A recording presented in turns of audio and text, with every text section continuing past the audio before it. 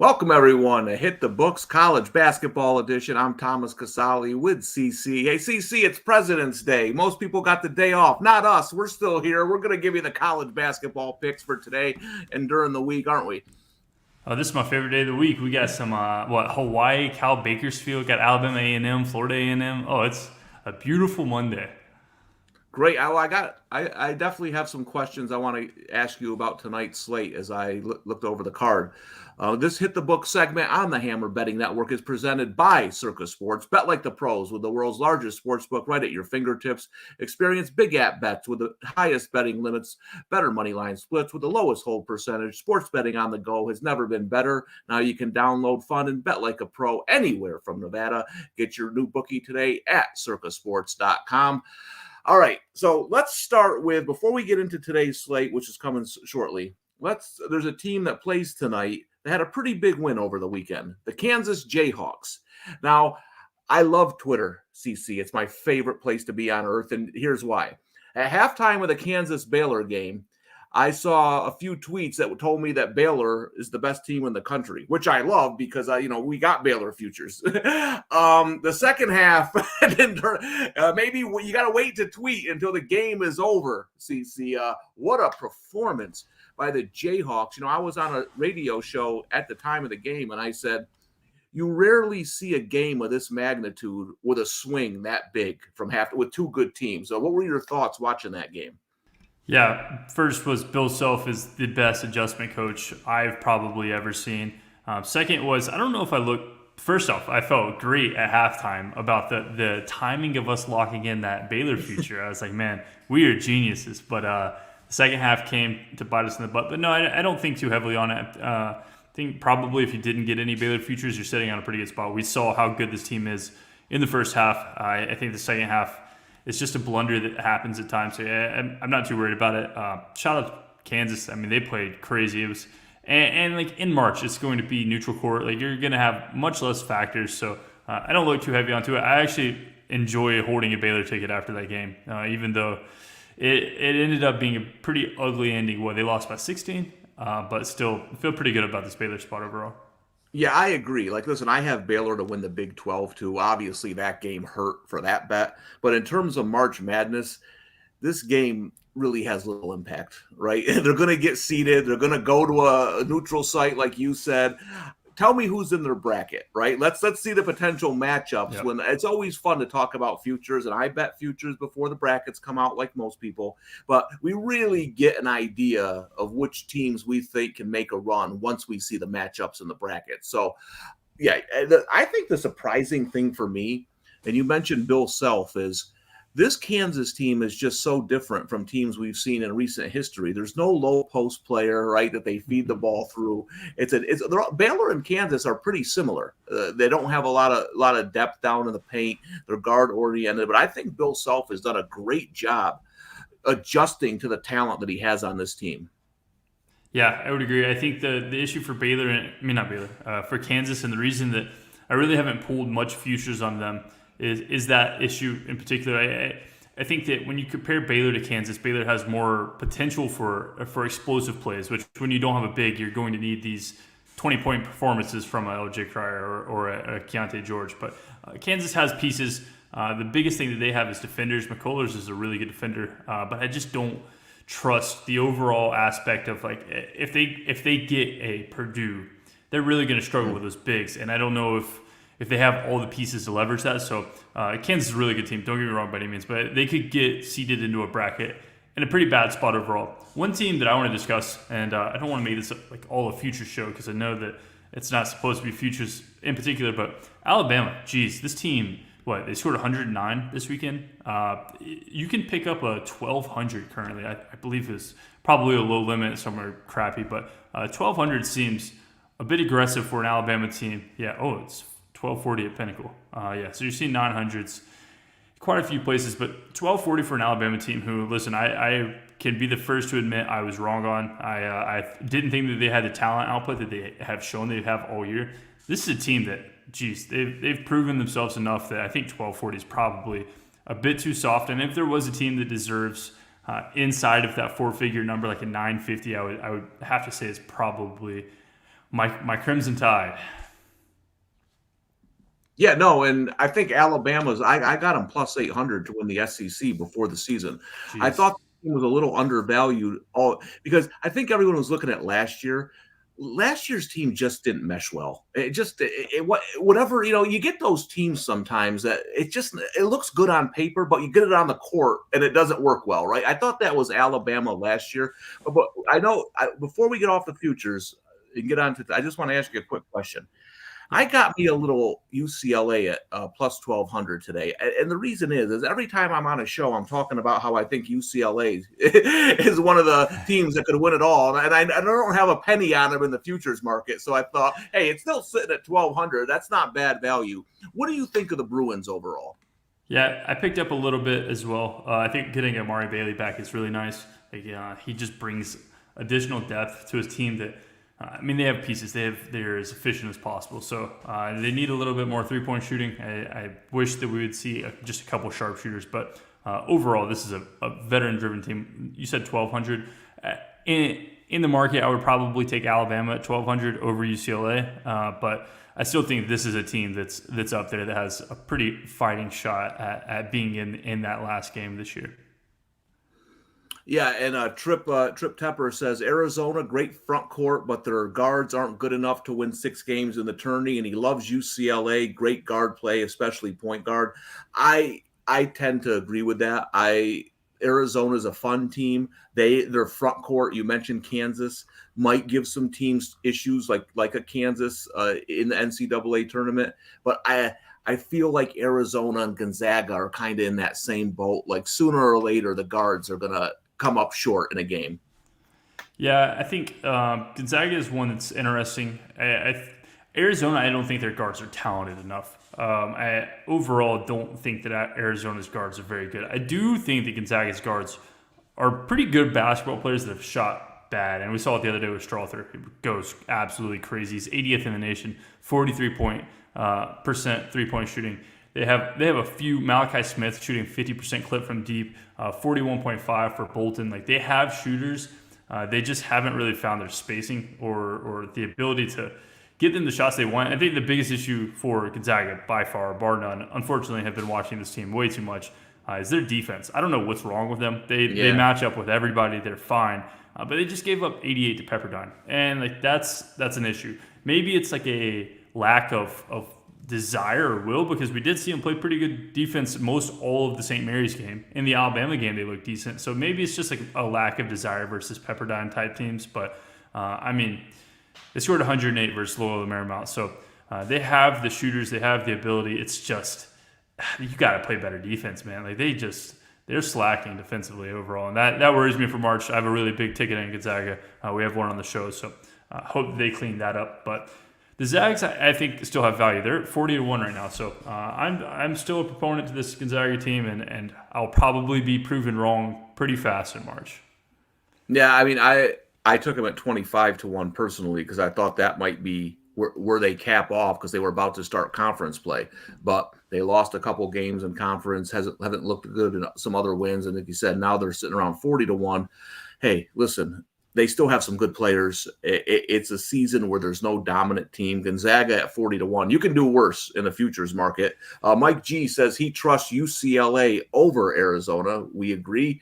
And Trip Tepper says Gonzaga can only outscore teams. Their defense will be their Achilles heel. Just as you pointed out here, CC, defense in the tournament, it's going to be interesting. I do have one. I apologize for cutting you off, but I do have one future that I'm curious if Zach could pull up.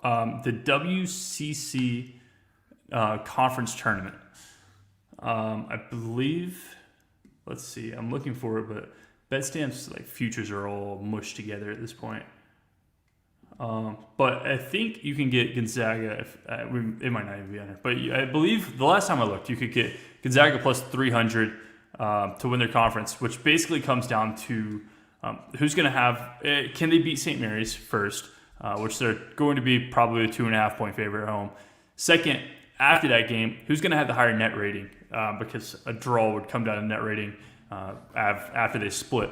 I think that in most cases, Gonzaga has to have the higher net. They just beat BYU by 7. Is that 7? 6. I'm going crazy.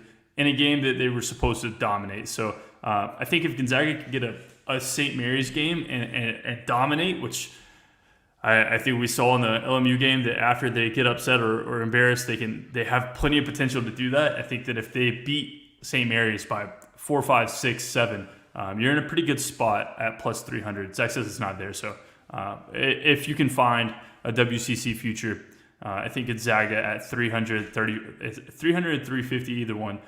You're looking at a pretty good spot. They're going to be favorites at St. Mary's, so overall, it's a pretty good price. Yep, and 3P Raven says he's concerned about UCLA getting into a close game and bricking free throws. Yes, listen, every team out there right now has a wart, right?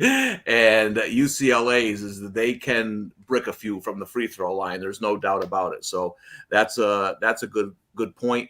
Let's get into the Monday games. Now, we'll get to Kansas TCU, but you have your typical total on a game that most people probably don't even know exists. Alabama A&M, Florida A&M. The total right now at Circa Sports is 128. What do you see here? Yeah, I'm not sure if you'll even have a stream to watch this on. I'm sure it's not going to be on anything. And you're better off not watching it because this game's going to be ugly. The main thing here is we haven't bet many Monday shows because we usually talk futures, but the last time that we did, pretty recently, we bet this Florida A&M over versus an Alabama State team at a 127 total. So you're looking at a 1.5. You're getting a different team in Alabama A&M versus Alabama State. But when comparing the two, Alabama A&M is significantly faster. They have much better guard play. Also, a big thing here is Alabama A&M is having their senior night. Senior night for Alabama A&M means their two biggest pieces who've been there for, it seems like forever, and Garrett Hicks and EJ Williams will be having their last game at home for Alabama A&M. What does that mean? I imagine that they try to score, try to run up the pace. This is a team 82nd in the nation in pace. So it's going to be faster than the game we bet at 127. They're at home. Florida A&M stinks. They get slow transition. They're 4% of their plays are in transition. Their offense sucks. Their defense sucks. It's not fun to be on that side, but I do think that Alabama A&M in the spot situationally is going to try to impose their will, and as a 9-point favorite, I could see that. SWAC games are really plagued with fouls and free throw shooting, and so I think getting an over at 128 is a plenty fine number for a game I made 132, and so I'll take the over in this very, very random game that you probably do not want to watch. Yeah, over Alabama A&M, Florida A&M, 128 locked in. Mike G's got the Zags at plus 400 to win the WCC, so that's a pretty good number there. Mike G, what book did you get that down on? I'm curious. I would like to find that as well. That is a really good number overall, and I probably like the Zags too much, so let me buy into any plus 400 you can give me here, Tom. Listen, yeah, I'm going down. That's a heck of a number. Yeah, no, I mean, listen, it's basically they got to beat St. Mary's, who they led through most of the game the first time they played them. So I'll take plus 400 on that any day.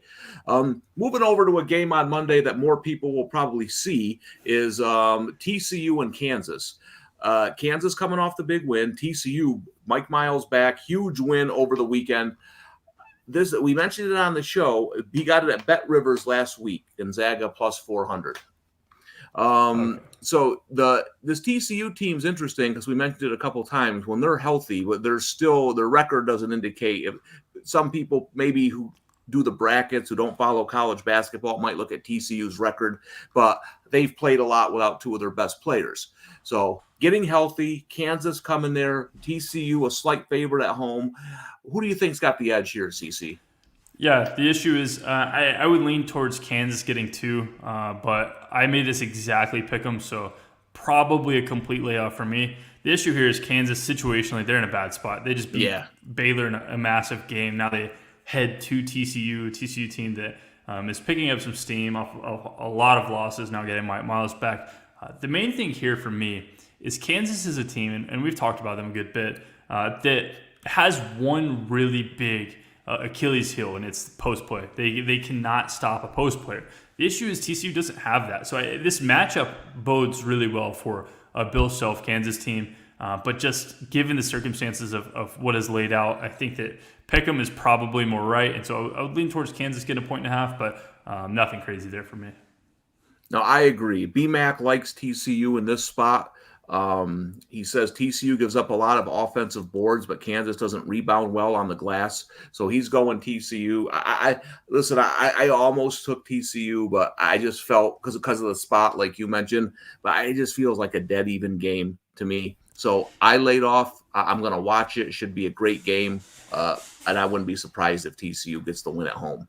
Yeah, if I was forced to bet it, I would. I think that under at 151.5 is a lot of points. You can get a 152.5 Pinnacle. I think that's a lot of points for a matchup that bodes very comparable. Like you're talking, they have almost exact size differentials. Mike Miles is a great defender. I think that we're going to see a game that's. I mean, efficiency is going to be there. These are two really good teams, but they're also two really good defenses, and so I think that number is really. It's a bit too high. I haven't bet it, but I've been staring at that number all day. TCU is a tough place to play overall. I don't love factoring in home court advantage a ton into totals. Like I think that my home court advantage is probably lower than most for almost every single environment, but TCU is a really tough place to play. And I think that 152.5 just seems very high. Yeah, no, I agree. So it should be a good game. A lot of obviously, I'm rooting for TCU with a Baylor to win the Big 12 futures. Need a little help now. But a game I want to get your thoughts on, I thought was interesting, is Santa Barbara and Fullerton. Santa Barbara's 6 at home. That's a team I bet a lot this year. But this Fullerton team comes in playing really well. They've won 4 in a row. They've won 6 of 7. The only loss was a 3-point loss to Long Beach State. They've beaten Irvine. They've beaten Hawaii. They've beaten UC Riverside. So they're beating some good teams. Now they go on the road to Santa Barbara. I kind of like the underdog here. Am I on the right side or am I nuts? It does seem like a lot of points. I think Santa Barbara is a team, 3-8 team. First off, this tempo is going to be low. You're seeing a 128 total. The tempo is going to be so low that getting 6.5 seems like a pretty good spot overall. The issue, I believe, let me check Fullerton. No, I'm incorrect. I've been looking at too many games. But yeah, 303rd versus 318 in tempo. You're seeing a game that is pretty comparable in talent output and pace of play and style of play.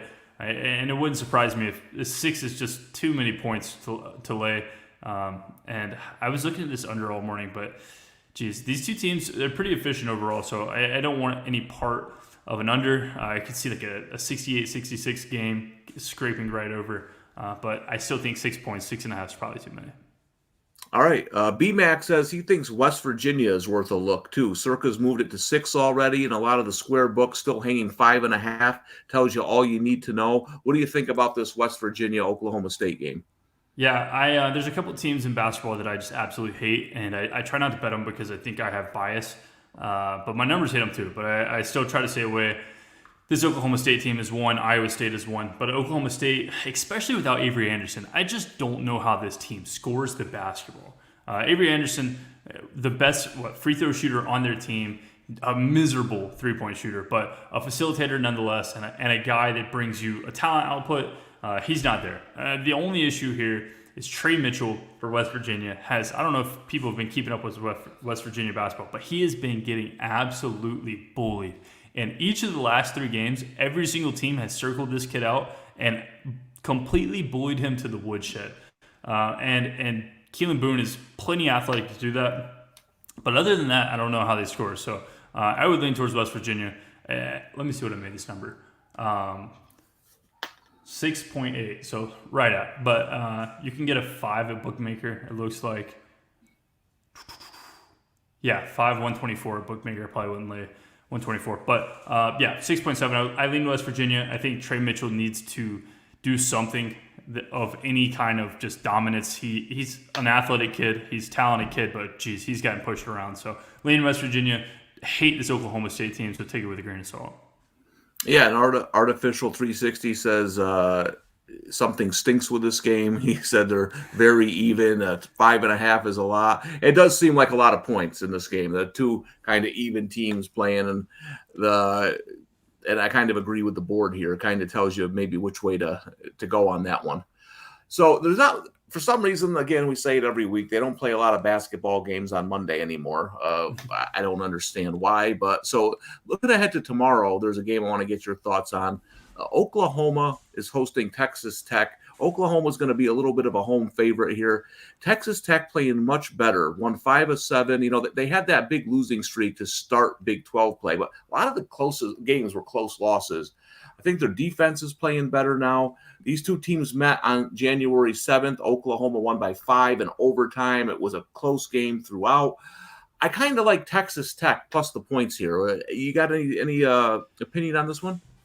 Yeah, I would agree, especially with how slow Oklahoma plays. Getting points versus an Oklahoma team and style and pace of play always makes sense. But the main thing for me here is, and I've talked about this on several shows, it's just the test of pickup basketball. And I think Kevin O'Banner is probably one of the better players on the court. Davion Harmon, listen, I was dogging this kid a couple weeks ago, and then he absolutely goes crazy. How many points did he end up scoring? Hit 25 on Texas. It felt like so many more points. He was scoring when they needed points, but ended up with 25. He had 20 the game before. So Harmon's cleaned up. O'Banner's a really good player. I think that this Texas Tech team has high upside, and we've seen their downside basically all year. So a buy it decently low on a Texas Tech team. If you're getting like 5.5, I'd probably be on Texas Tech, but I think this number probably should be a 4, 3.5. Yeah, I'll probably be on Texas Tech for Tuesday. Mike G says, don't bet West Virginia. My dad is an alum, and he's a mush. So if West Virginia doesn't cover tonight, we can blame Mike G's dad for that one. Another game on Tuesday that is going to be very interesting, CC, is Creighton at home hosting Marquette. Creighton is, I have the big futures on them at 100-1, but they're an interesting team. They lost on the road to Providence. They've been really good at home. Marquette's been a good underdog under Shaka Smart. Creighton going to be laying a few points at home here. You have any interest in this game either way? Yeah, I think 5.5. I think 5.5 is too many. Yeah, I agree. I do like Creighton. I think that their upside, we've talked about it for a minute now, but they've been winning a lot of basketball games, so I don't think it's upside at this point. They just have solid basketball team. But Marquette, listen, you don't ever want to be on the opposite side of Shaka Smart. I don't know that I've faded Marquette since he got there, it feels like. So I'm not trying to be on the opposite side of Shaka Smart by any means. If this was 2.5, I would be on Creighton, but 5.5, geez, that's a lot of points. I would make this probably 4.5, so too many for me. All right, so moving on to Wednesday now. Looking at the board there, the team I got to ask you about, because they're playing on Wednesday. They're on the road. God, how bad is Notre Dame? Ken Pom has them as a 7-point favorite. Boy, this North Carolina team, wow.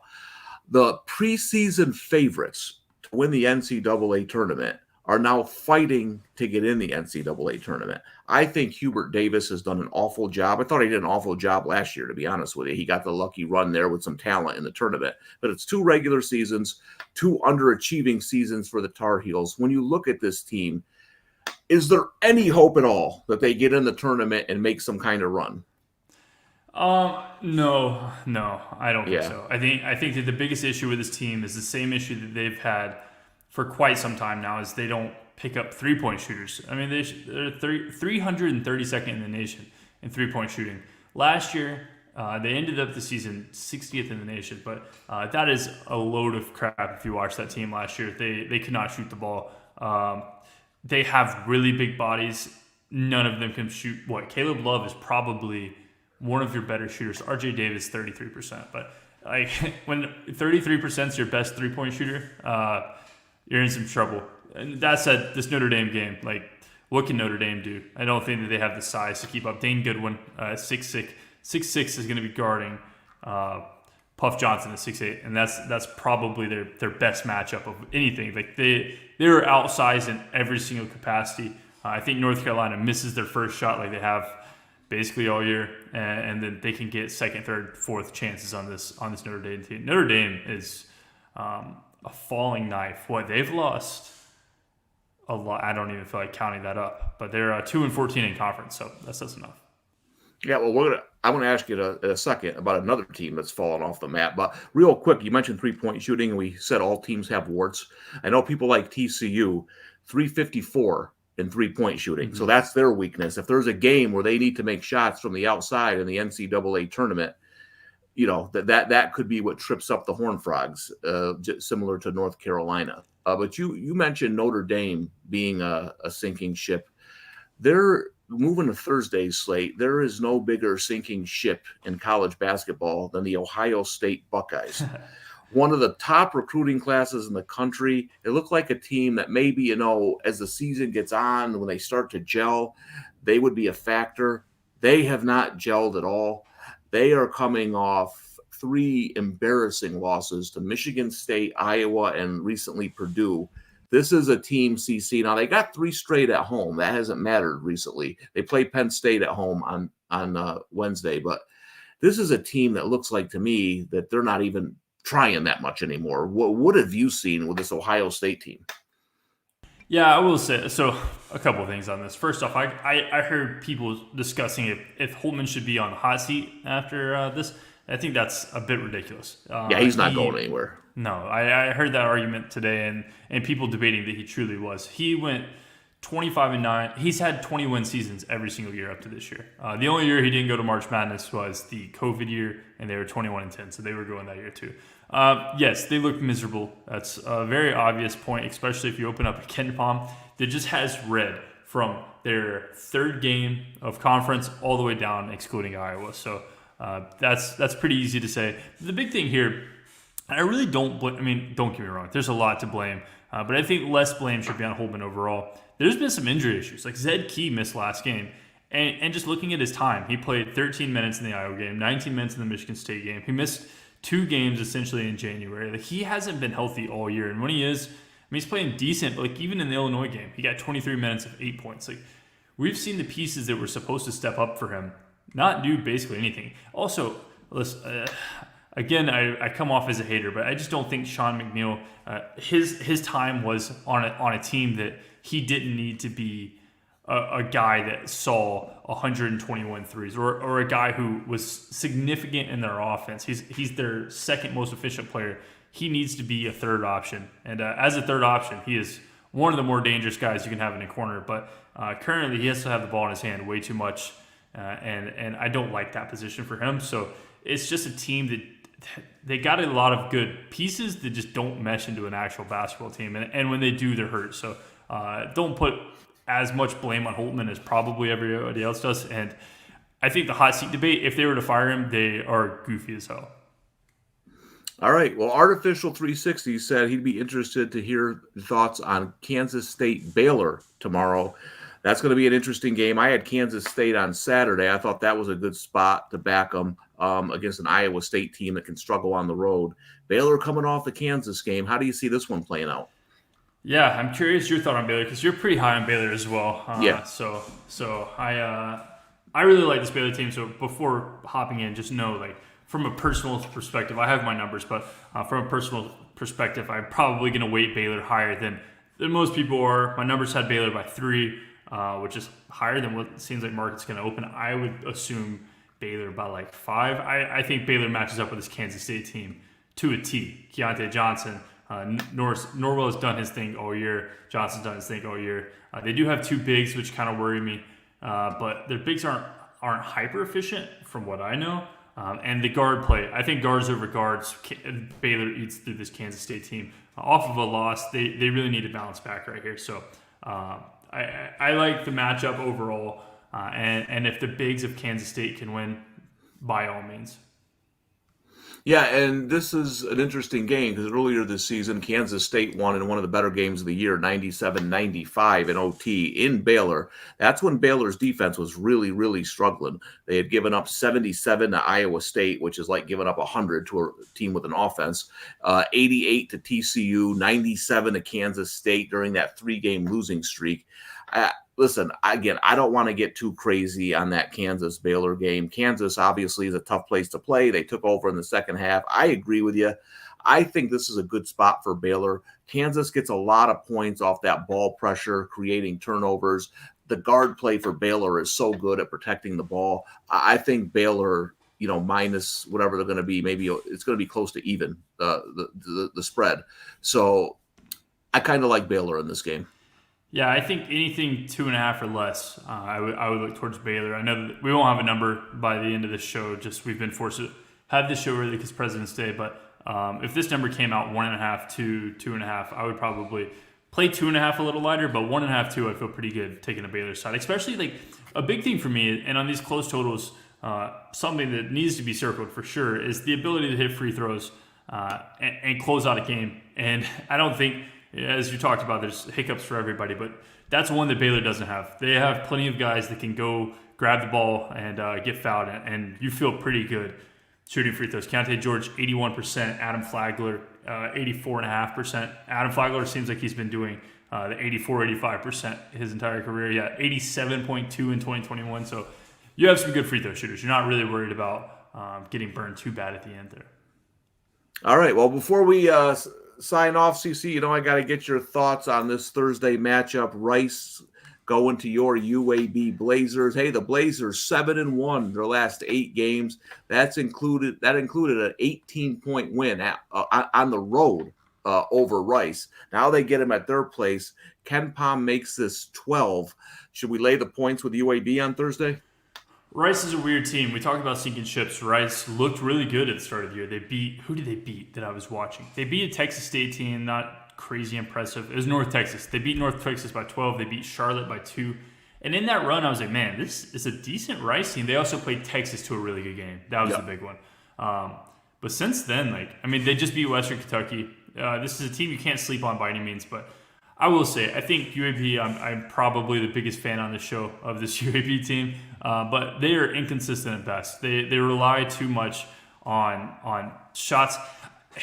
As much as I hate to say it, I feel like the offense dies when Jelly gets the ball too frequently. Like, it seems like he's pulling shots to try to get up his points per game, and he's a really good basketball player. Don't take any credit away from that, but he'll score an artificial 25. He'll have 8 or 9, and then end the game with, in actual gameplay, and then in the game with 25. And at the game, watching it, I'm like, he had 25 points. But the main thing in the circle here in the highlight that I'm sure most people didn't notice, and I want to bring a highlight to it because I'm hyped that it happened. UAB didn't start a kid all year, number 15, Ty Brewer. And every single game, I gave Andy Kennedy hell for not starting this kid. He is a great basketball player. And the reason he sat on our bench was no reason at all. He was averaging 30% of the game minutes. We've officially been starting him for 3 games now, I believe. He scored 24, 11, and 12 in the most efficient player that we've had in all 3 games. It completely changes the dynamic UAB. He is 6'7", I believe? He is 6'7", 200. So now our starting lineup is Jelly, who's tiny.